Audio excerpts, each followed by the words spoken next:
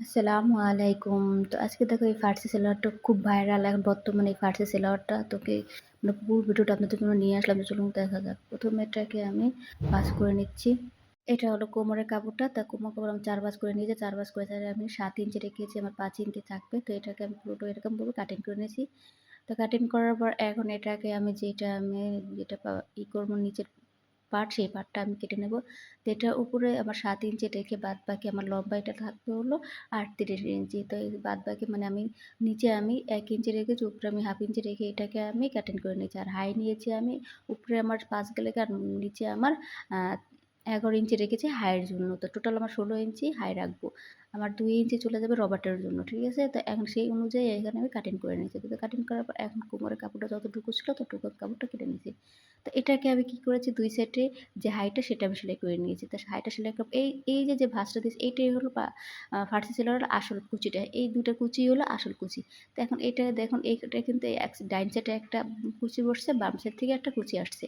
তো এভাবে পুরোটুকু এইভাবে যেভাবে আপনাদের দেখাচ্ছি সেমভাবে আপনারা এরকমভাবে কুচিটা বসায় দিবেন।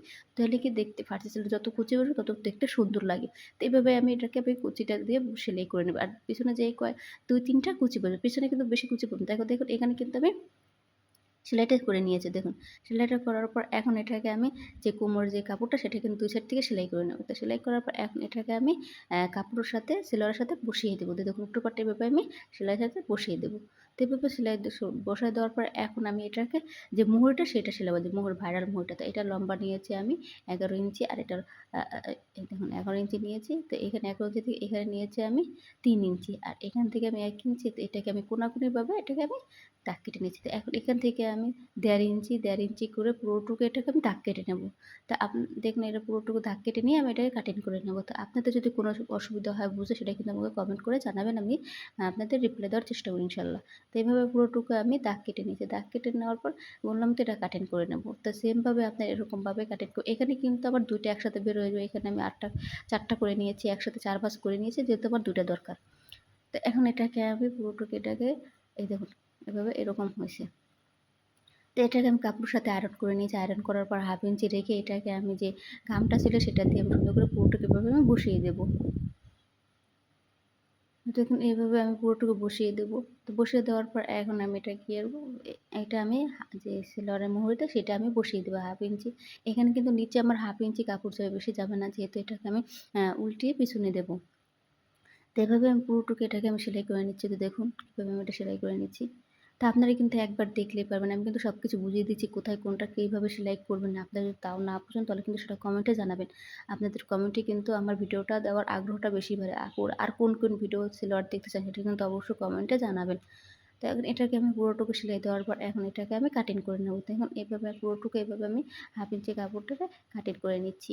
তো এখানে কাটিং করার পর উল্টিয়ে আমি সুন্দর করে উল্টিয়ে নেব।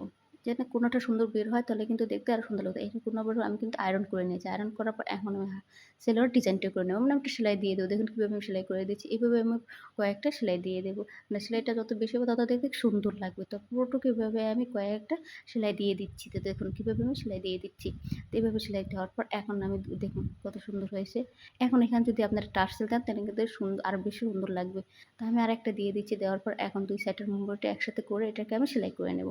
তো দেখুন ডবল করে সেলাই করার পর এখন আমি এটাকে রবার্ট লাগাবো। তো যে কোমর সেটার অর্ধেক আপনারা রবার্ট নেবেন। তো এইভাবে সেমভাবে আমি রবার্টটা নিয়ে এভাবে আমি রবার্টটা পুরোটুকু লাগিয়ে নেব। তো দেখুন এইভাবে সেম কীভাবে আমি রবার্টটা লাগাই। আমি রবার্টের ভিডিও অনেক দিয়েছি। তো আপুরা যদি আপনারা না বোঝেন তাহলে কিন্তু আমি আরেকবার রবার্টের ভিডিও আপনাদের দেখার জন্য দিয়ে দেব। এখন এটাকে আমি রবারটাকে কোমরে বসিয়ে দিচ্ছি। দেখুন এভাবে আমি পুরোটুকু এভাবে কোমরে রবারটা বসিয়ে দিচ্ছি।